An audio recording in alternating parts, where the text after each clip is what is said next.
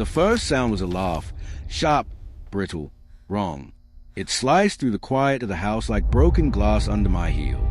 I froze at the top of the stairs, one hand still on the doorknob. I'd come home early to surprise my wife, but the surprise was mine, and it didn't feel like a gift. It felt like a warning. I heard her again. Emma, laughing in a way I hadn't heard in months, maybe years. Loose, playful, almost girlish. That alone wasn't damning. People change tone around their friends. But something about the rhythm of it made the back of my neck tighten. It wasn't the laugh she used with me. It wasn't the laugh she used when she was happy. It was the one she used when she was hiding something. I stepped back, silent, letting the door click shut behind me without drawing attention. My heartbeat was a drumline crashing against my ribs as I descended the stairs slowly, each creaking step a landmine I tried not to detonate. Voices murmured in the kitchen.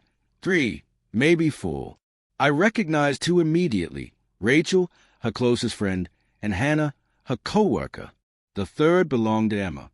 Soft, controlled, too controlled. I took the final step and paused at the corner. He doesn't know, Emma was saying.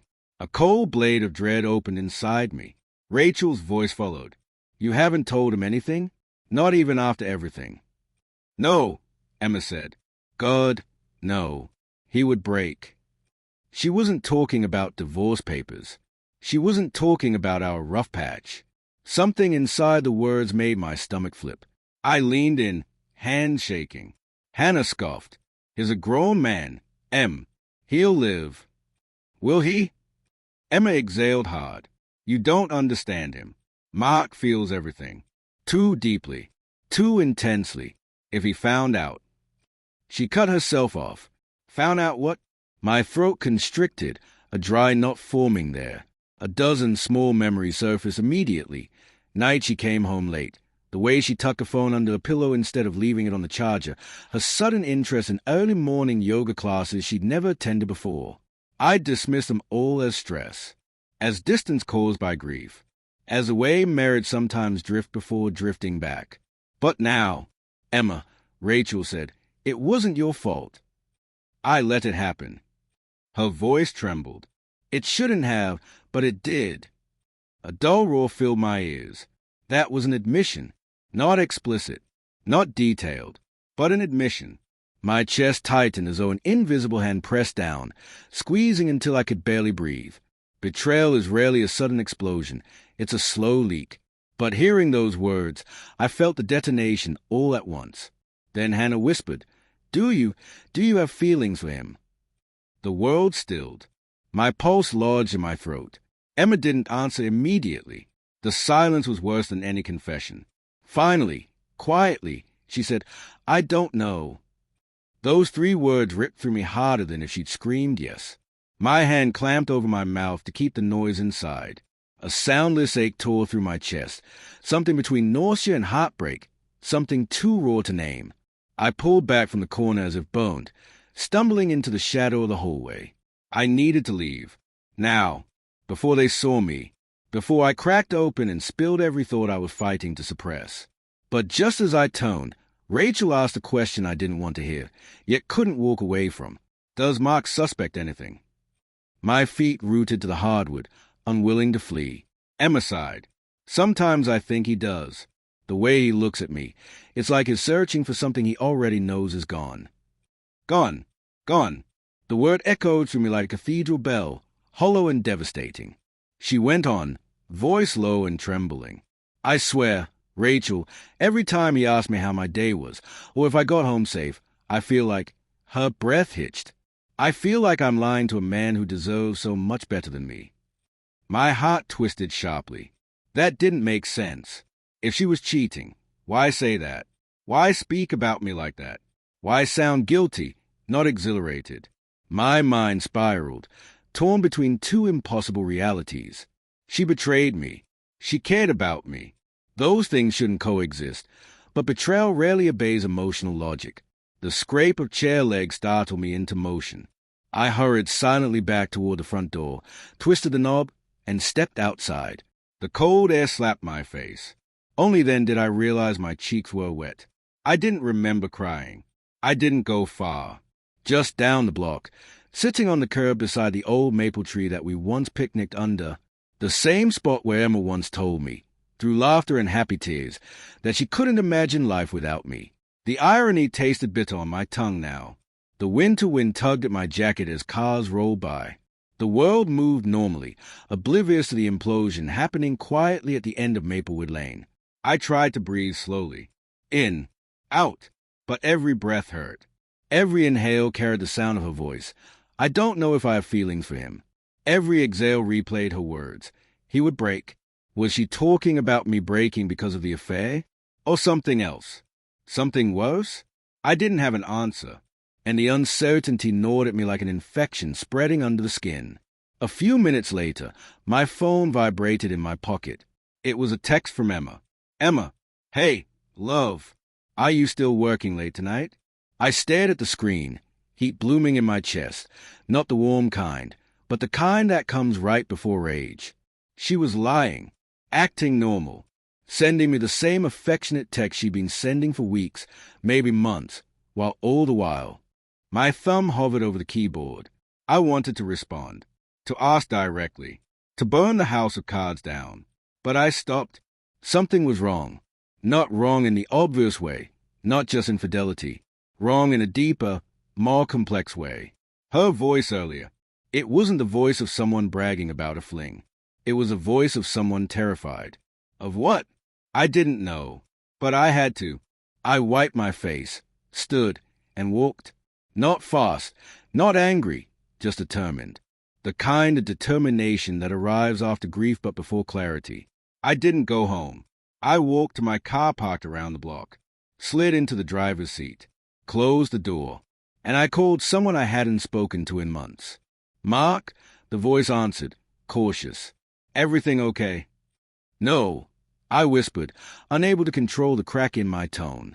No, Dad, nothing is okay. There was a pause, long, concerned. Tell me what happened. I swallowed hard, the words tasting like acid. I think Emma is cheating on me. Silence, heavy, knowing. My father had lived through the same hell years ago. My mother had put him through every kind of emotional torment before walking out. I'd vowed my life would never mirror his. I built my marriage with intentional gentleness, never raising my voice, never hiding my feelings. And now, come over, he said. Don't sit with this alone. I hesitated. Usually, I kept personal problems within the walls of my home. But those walls didn't feel safe anymore. They felt contaminated by secrecy. I'll be there, I finally said. And I drove. My father's house smelled faintly of cedar and old books, the scent of my childhood. When he opened the door, he didn't waste time with pleasantries. He saw my face, stepped aside, and let me in with a nod of quiet understanding. I sank into the couch, elbows on my knees, face in my hands. It took me several seconds to speak. I overheard her talking to her friends. Dad didn't interrupt. She said she let something happen. She said she doesn't know if she has feelings for another man. My voice cracked again. She said she's been lying to me. Dad exhaled slowly, rubbing his jaw. That's hard, son. Harder than most things a person can go through. I nodded, tears hot again. But, he continued, you don't sound sure. I lifted my head. What do you mean? You said she sounded guilty, frightened, afraid of hurting you. He watched me closely. Affairs don't usually sound like that. I hated how much that single observation shook my certainty. I don't know what to believe in anymore. That's because you don't have all the information. He leaned forward, voice steady. Before you let anger decide your next move, you need the truth, not pieces of it overheard from a doorway. I knew he was right, but the truth felt like a bomb waiting to go off. What if the truth ruins everything? I whispered. What if it saves something you thought was already gone? He countered gently. I closed my eyes. Images of Emma flooded my mind. Her smile, her stubbornness, her late-night tears after her mother passed away, her shaking hands the day she told me she was afraid of losing me during our worst fight years ago. Conflicting memories tangled until I could barely distinguish love from hurt. I don't know how to face her, I admitted. You will, he said, but not tonight. Tonight, you breathe. I tried, but every breath fell heavier. Hours later, when I finally returned home, the house was dark except for the warm glow from the kitchen. I stepped inside quietly. Emma sat alone at the table, head in her hands, mug untouched in front of her. She looked up when she heard me. Her eyes were red, not from allergies, from crying. "Mark," she whispered, standing slowly. "Where were you?" I was worried. I stared at her, the woman I loved, the woman who might be breaking me, the woman who might also be breaking herself. And for the first time in years, I couldn't read her face. Not anger, not guilt, not fear. All three. I opened my mouth to speak, but she beat me to it. "Please," she said softly, voice trembling. "Before you say anything, I need to tell you the truth." My heart stopped. Everything froze. And the world tilted on its axis as she stepped toward me, expression haunted. "I haven't been honest with you," she whispered. "And I think it's time you finally know why." Her hands trembled when she reached for mine. They were colder than I remembered, fingers papery where they'd once been callous from gardening, from holding my hand through bad dreams. The mug on the table steamed slightly, forgotten. The kitchen light skated over her cheekbones and left the hollows under her eyes in shadow. Up close, she looked smaller than the woman I married, shrunk by guilt or sorrow or something I couldn't name. "Sit," she said, voice small. "Please." I sat because my legs were leaden and because theater would have been cruel. Saying nothing felt like refusing a last chance. She inhaled like someone about to dive underwater and held the breath too long. "Mark," she began, and it was my name, but not the safe one. This syllable carried its own weight. "I owe you the truth. I've lied by omission for months, and it's eaten me alive." My mind furnished images in the quiet. The stacked unwashed plates, the calendar with missed milestones, the birthday she remembered with a text, but also 1,000 other tiny betrayals, each a stone in the slow dam building to this flood. "Start from the beginning," I said. My voice was thinner than I expected, and when it trembled, I hated it. She nodded, and then the flood came, not of vivid details, but of confession and context, and that made it worse. She spoke about loneliness the way someone might describe an illness. She talked about nights spent staring at the ceiling after I fell asleep, the way the house sounded when it was only haze. She told me about work, late nights, a colleague who'd noticed her stress, a man who made her laugh in a way she'd forgotten was possible. She spoke of small things first, texts that turned into calls, calls that turned into lunches, lunches into a presence and periphery of her life. "It started with comfort," she said. "You were gone a lot, overnights for projects. You thought I was sleeping. I was lonely. I felt unmoored. When he listened without trying to solve things, when he held space." Her voice broke. I let myself be comforted. Hearing her say the word, he felt like a physical shove. "Who?" I asked. The word left me ragged. There was a part of me that hoped, faint, ridiculous, that he was an abstraction, a pattern, a mistake that had been corrected before it became a wound. But adults don't keep such things neat. "Tom," she said. The name landed like a blow. Tom, my best friend since freshman year. The man who had groomsman's duties at our wedding. The man I'd stood beside when my father had one too many drinks and cried about lost chances. The man whose kid would watch monthly while his wife worked doubles. Tom, the voice that had been a constant in every import of my life, was the soft place where my wife had landed. The world crooked. For a second everything lost its sound. I could still hear the kettle in the kitchen, the low hum of the refrigerator, the muffled neighbor's radio down the block. But my brain rewired and only the syllables Tom, and he played on a loop. "How long?" I asked, because the length of betrayal always seems to matter in the calculus of grief. She closed her eyes. "A few months. It began when you were in San Diego for that conference." I told myself it was nothing, just someone to talk to. Then it was a kiss. Then it was more. I didn't plan it. Mark, I didn't want it to become what it did. "You didn't want it and you let it." I said, the accusation more precise than I meant.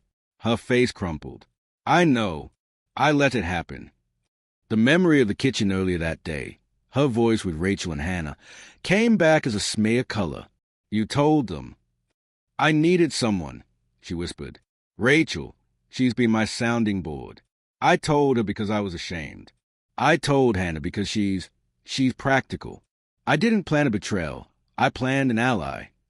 An ally? The word felt obscene.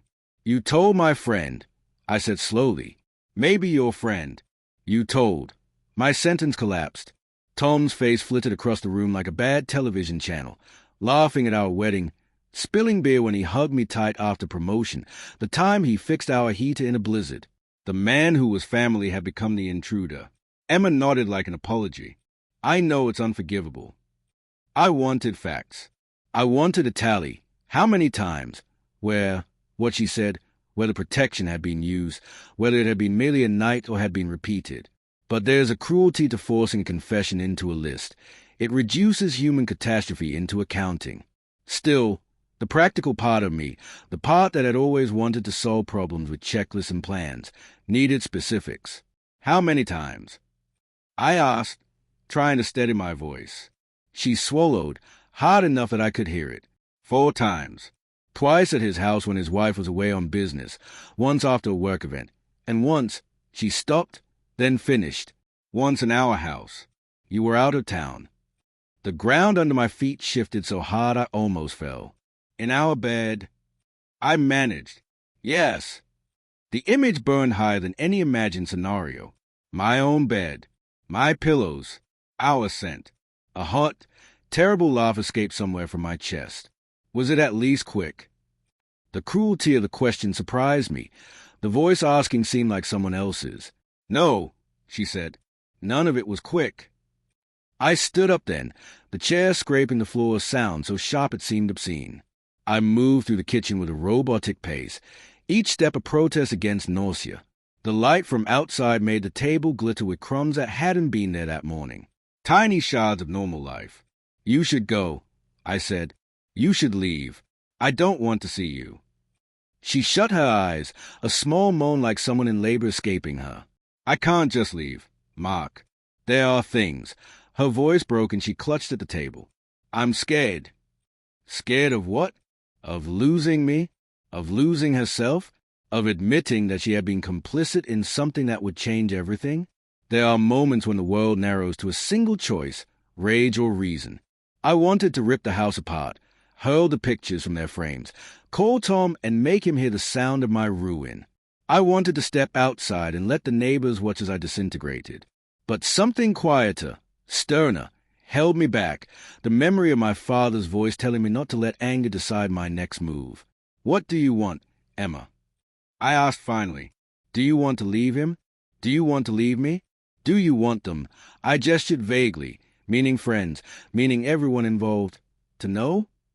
She looked at me then, and for a moment I saw the woman I'd fallen in love with, stubborn, terrified, beautiful in a private way. I don't know, she said honestly. I don't know what I want. I know I'm in the middle of betraying you and betraying myself, and I don't know how to stop. The honesty was a blade. It revealed less than we needed and more than I wanted. I need time, I said. Time to think. Time to decide what I will do. You'll leave, she said, the certainty in her voice like a verdict. Maybe, I replied. Then quieter. Maybe I won't. I don't know. She nodded, as if that was answer enough. But my gut told me it wasn't. The bed we shared had been defiled. Trust, I realized, was not something you could patch up with conversation alone. It was a mortar between bricks, and if it cracks, the whole structure is questionable. I told her I'd sleep in the guest room. She made no move to stop me. Before I left the kitchen, I noticed a phone on the counter where she'd left it, screen face up, a faint glow from a notification that had faded. For a perverse, desperate reason, I walked back and picked it up. The lock screen showed a photo. Tom and Emma at a picnic months ago, arms around each other, laughing against a backdrop of golden leaves. My stomach convulsed at the sight of his grin where mine had been that day. There was a notification banner visible through the lock screen. It read, Tom, can't stop thinking about last night. Coffee tomorrow. A small timestamp under it. My fingers went icy. The room seemed to tilt. I should have put the phone down. I should have given her space. Instead, the urge to know, the need to map the damage, pushed me to unlock it. The code was something stupid and intimate, the month of our wedding. The numbers clicked. The phone unlocked. There, in the messages, was a thread that read like a slow-burning crime. Flirty at first, then urgent. Logistics, then confessions. One message from Tom read, "I don't want to hurt him. I didn't want it to be like this." Another, "I can't stop thinking about you in our bed." The word stabbed at me in a way that physical pain never had. My thumb hovered over the call icon beside Tom's name. I imagined the sound of his voice, the ease with which we'd spoken about everything for years. I imagined the way he'd cover a lie with a joke, the way he'd apologize with beers and barbecues and empty gestures. Instead of calling, I dialed his number and listened to it ring until voicemail picked up. Tom's recorded message, light, familiar, played, and beneath it the room with Emma smelled like bleach and betrayal. I pressed delete on the thread like a man trying to erase a wound and failed. The messages reflected back into the glass like a second, more honest world. When I left the kitchen, Emma was standing in the doorway watching me.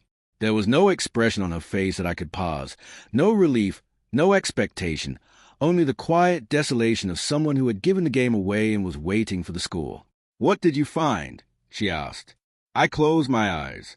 In the silence, I could hear the neighbor's television, the distant bark of a dog, the soft creak of the old maple in the yard. I realized I was out of words that would not break something beyond repair. "Everything," I said. "Everything and nothing." She took one step and then another until we were only a breath apart. I could feel the tremor in her. I could smell Tom on her like a ghost.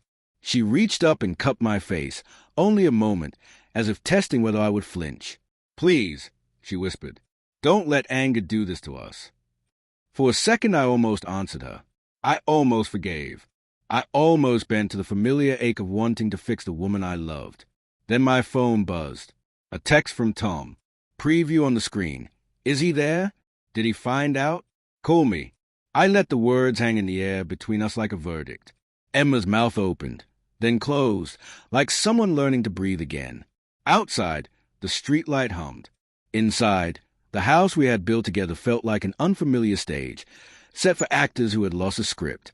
I did not call Tom. I did not storm out.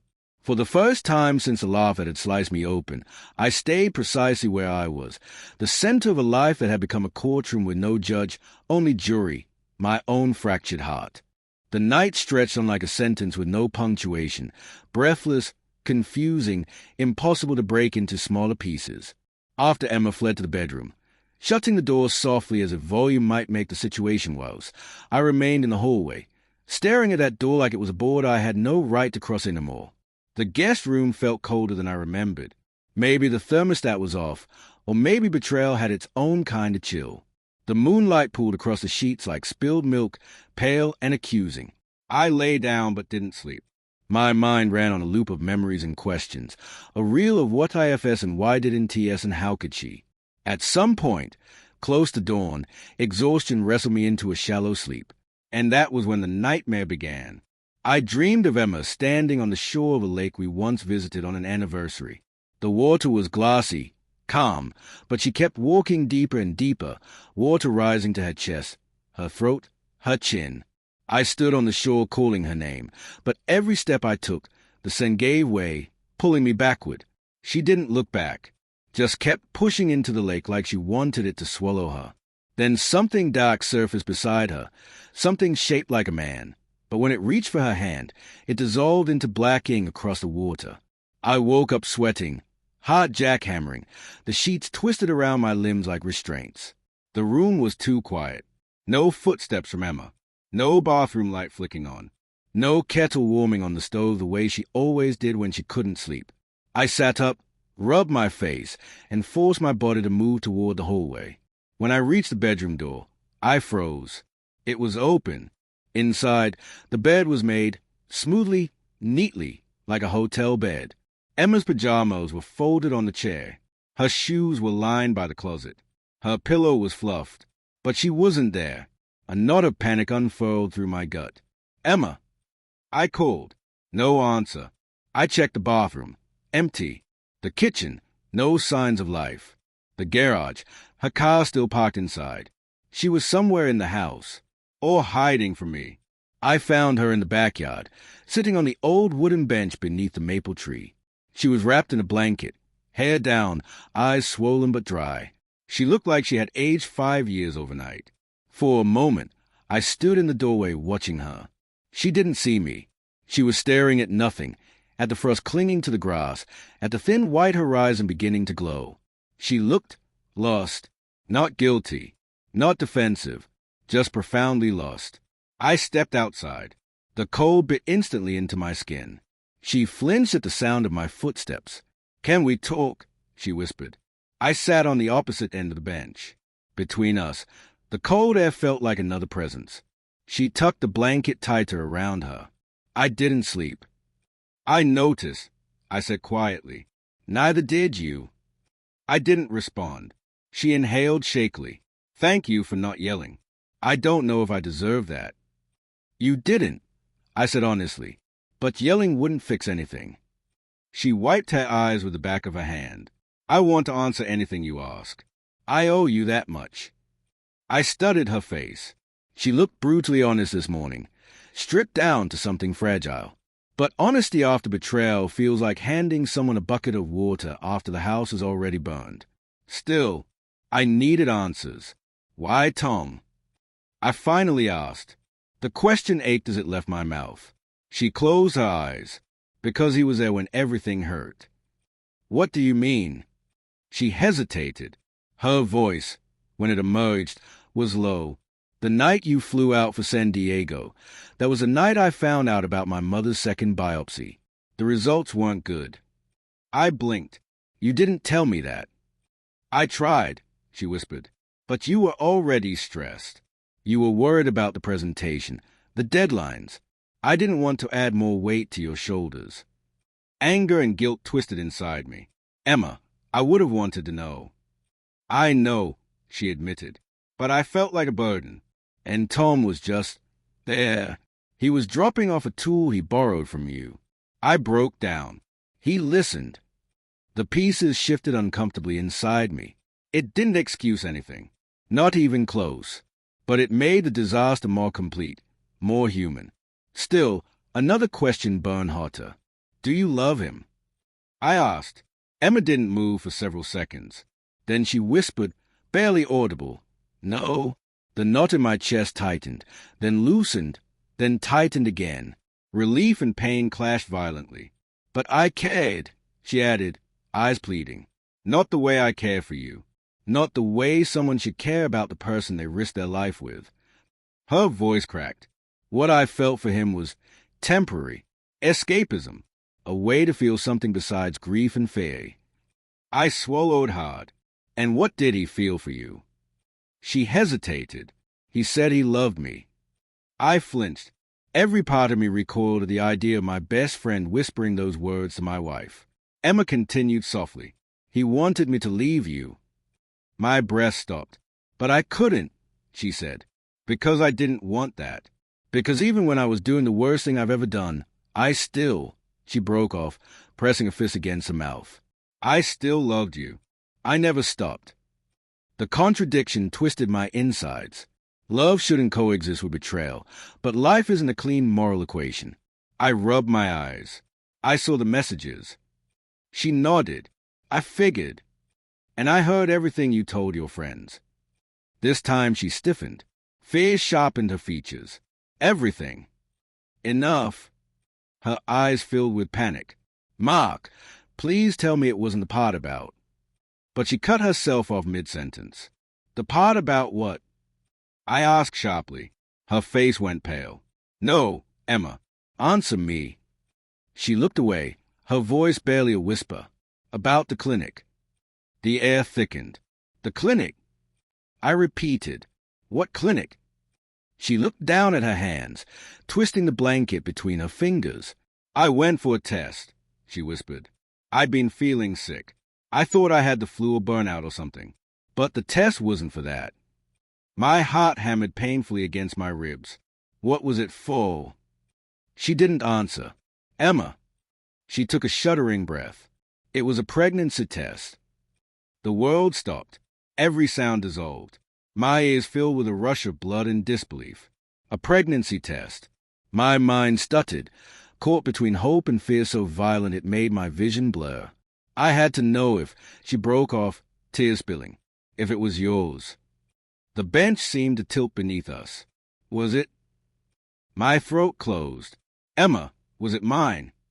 She shook her head, gripping the blanket like she was drowning. No, I wasn't pregnant. Her voice trembled in relief and devastation. And if you were? I asked, voice cracking, if it had been positive. She swallowed. I don't know what I would have done. Something inside me fractured. I stood abruptly. The cold air hit me like a slap. Emma looked up, eyes wide with panic. Mark, please, don't walk away. I wanted to scream, or cry, or collapse, but none of those felt possible. I need space, I said, stepping back. I can't breathe.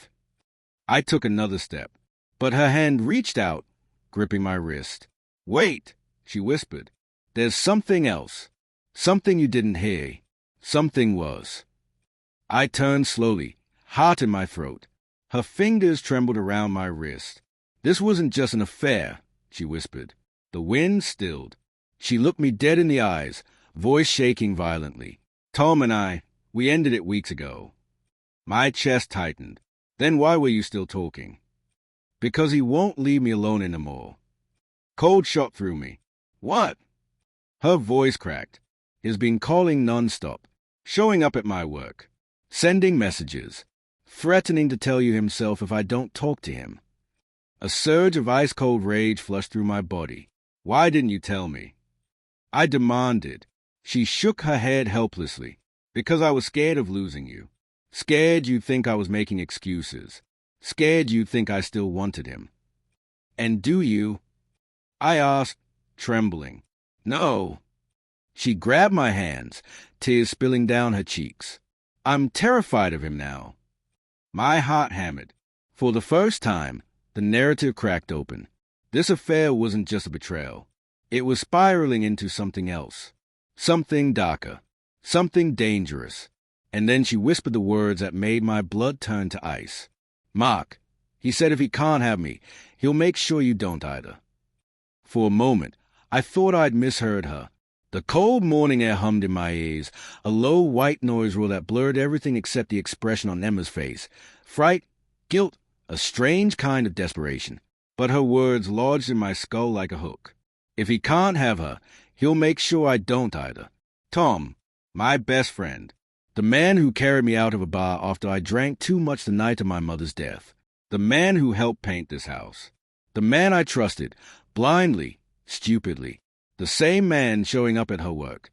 The same man insisting she call him. The same man lingering like a shadow in every part of our home I thought was safe. My breath left hot and ragged. He threatened me. I asked quietly, because my voice was one shaking thread away from snapping. Emma nodded. Twice. I didn't want to believe he meant it. I thought, she swallowed hard. I thought he was just angry we ended things. But it's getting worse. There's something off about him lately. Something I didn't see before. I stepped back, pulling my hand from hers. Now the whole picture rearranged. Sharp, painful, terrifying. Why didn't you tell me sooner? I asked again, softer this time, but no less fractured. She looked at the ground. I was ashamed. I kept thinking maybe if I handled it alone, I could stop all of it from hurting you. Or us. The irony was crushing. You didn't protect me, I said. You left me blind. Her eyes glistened. I know. I'm so sorry. I paced a few steps away. The thrust crunched under my feet, loud in the stillness. What exactly did he say? I asked without turning. A week ago, she said shakily, after I stopped responding to his messages, he cornered me by the parking garage at work. He told me I owed him honesty. That breaking things off was a mistake. That he'd already given up so much for me. I stiffened. Given up what? He wouldn't say. But his eyes, she shivered. They didn't look right. He grabbed my arm, hard, and he said that if I didn't talk to him, He would talk to you, and that once you knew everything, you'd never want me again. He said he didn't care anymore how it ended, as long as I wasn't with you. A pulse of heat shot through my body. Did he hurt you? I asked, my voice low, dangerous. She touched her arm unconsciously. Not really, just bruised. I told him if he ever touched me again, I'd file a report. He laughed and said, "Go ahead. You think he'll believe you." He meant me. He didn't think I'd believe her. And the tragic part? I wasn't sure I would have, not without hearing it now. Like this, with her shaking in front of me. I drew a deep breath, grounding myself before the anger spilled out of me like gasoline on a spark. Where is he now? I asked. I don't know. Yesterday he tried calling me 6 times. Last night, right before you came home, I got another message. Her voice broke. My pulse hammered. What message? She shook her head slowly. I deleted it. I didn't want you to see it. Emma. Her eyes filled again. It said, "You don't answer. I'm coming over. I know he's not home." Ice flooded my bloodstream. Why didn't you tell me that last night? I demanded. Because you already hated me, she whispered. I didn't want you to think I was using fear as an excuse.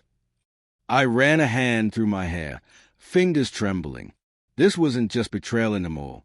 It was escalation, obsession, possession, a man unraveling into a threat neither of us understood fully.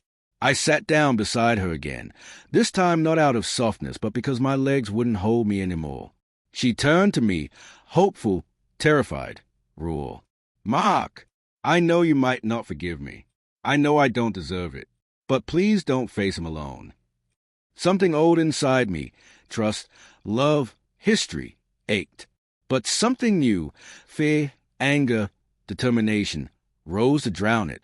I'm not going to forgive him, I said. Not this time. Not ever. She nodded slowly. What are we going to do? I took a breath that scraped like glass down my throat. We're going to tell the truth, I said. All of it. No more hiding. No more secrets. And then, if he comes here, we'll be ready. Her lip trembled. I'm scared.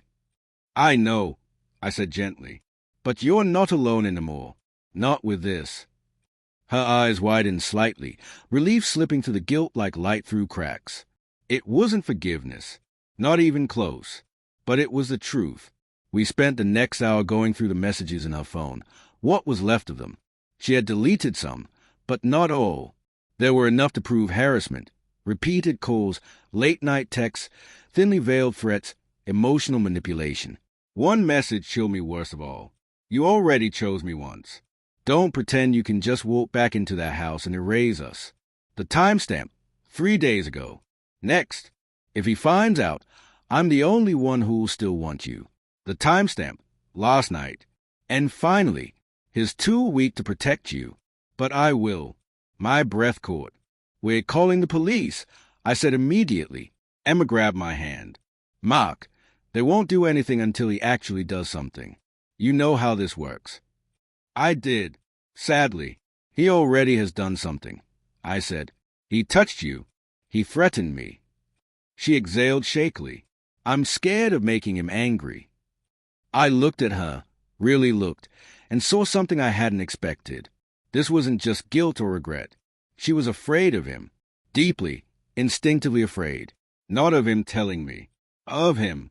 That realization hardened something inside me.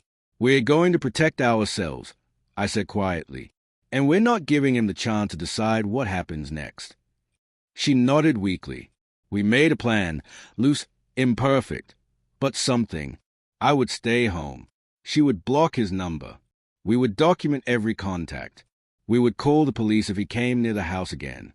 And we would decide the future of our marriage after we survived the next few days. Not before. Not during chaos. After.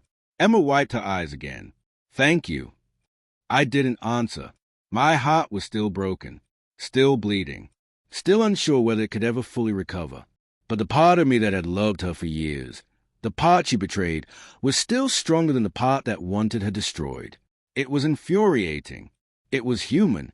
By afternoon, the sky had turned a dull, oppressive gray that always made the neighborhood feel smaller. Emma moved around the house quietly, avoiding me but also staying close enough that I felt a presence in every room. I didn't know what that meant, whether it was habit, fear, love, or something else, but I didn't chase her away. Around 4 p.m., a car engine rumbled outside. Not a passing engine, a stopping engine, right in front of the house. My breath stalled. Emma's face went white. We moved at the same time, she toward me toward the window. I peeked through the curtains. My pulse spiked so sharply it made my ears ring. It was Tom's car. He wasn't knocking. He wasn't walking. He was sitting there, staring at the house, unmoving, unblinking. His silhouette was stock still behind the glass. "What do we do?" Emma whispered behind me, voice quivering. I swallowed hard. "Call the police," I said. "But what if he—" "Call them, Emma." She did. Her hand shook so violently she could barely hit the numbers. I watched through the window as Tom sat perfectly still, hands gripping the steering wheel like he was keeping himself from breaking it. 10 seconds passed. 20. 30. He didn't move. He didn't look away. He just stared. At the front door. At us. At what he wanted and couldn't have. Emma's voice trembled as she spoke to the dispatcher. "Yes, my name is Emma Collins. I need to report harassment. The man outside my house, he won't leave. He's threatened us before." I felt her grab my sleeve. "He looked right at me," she whispered. I didn't answer. I was staring at him too. I knew that face. I'd seen it happy, angry, laughing, drunk, grieving. But this version, still, dead-eyed, something unhinged simmering behind the stillness, that face I had never seen. The dispatcher told us officers were on the way. 2 minutes. 5 minutes. 7. Tom didn't move. Then, slowly, as if pulled by invisible strings, he stepped out of the car. Emma gasped. I stiffened. He didn't approach us. He didn't shout. He didn't try to get in. He just walked around to the front of his car and placed something on the hood, a small, square envelope. Then he got back inside and drove away. The police arrived 3 minutes too late. Emma and I stood on the porch staring at that envelope like it was a bomb. "What is it?" she whispered. "I don't know." "Should we open it?" "Yes," I said, "but inside." We brought it into the kitchen. I slid my thumb under the flap. My heart pounded so hard I could barely breathe. Inside was a single photograph of Emma, taken from a distance. Not recent, but not old. She was standing outside her office building, looking over her shoulder, laughing, alone. On the back, written in Tom's unmistakable handwriting, "You were happiest with me. You'll remember soon." Emma staggered backward like she'd been struck. My blood turned to fire. That was the moment I knew. This wasn't an affair anymore. This was obsession. This was danger. This was a man unraveling into something violent. And this wasn't over. Not until we ended it. Together or not. That night, for the first time since the betrayal cracked our world open, Emma and I slept in the same room. Not touching. Not speaking. But not alone. Maybe out of fear. Maybe out of necessity. Maybe out of something we hadn't yet named. The mattress was a tense border between two broken people who were no longer sure who they were to each other. But as I lay awake, listening to her breathe unevenly beside me, one truth settled heavily in my chest. I wasn't ready to forgive her, but I wasn't ready to lose her either. And as long as Tom was out there, watching, waiting, wanting, neither of us was safe. Not from him. Not from the fallout. Not from the truth that betrayal, once unleashed, doesn't neatly end. It evolves. It deepens. It hunts. Until someone puts a stop to it. And I knew, with a clarity sharp as a blade, I was done being the one who didn't know. Tomorrow, everything would change. One way or another.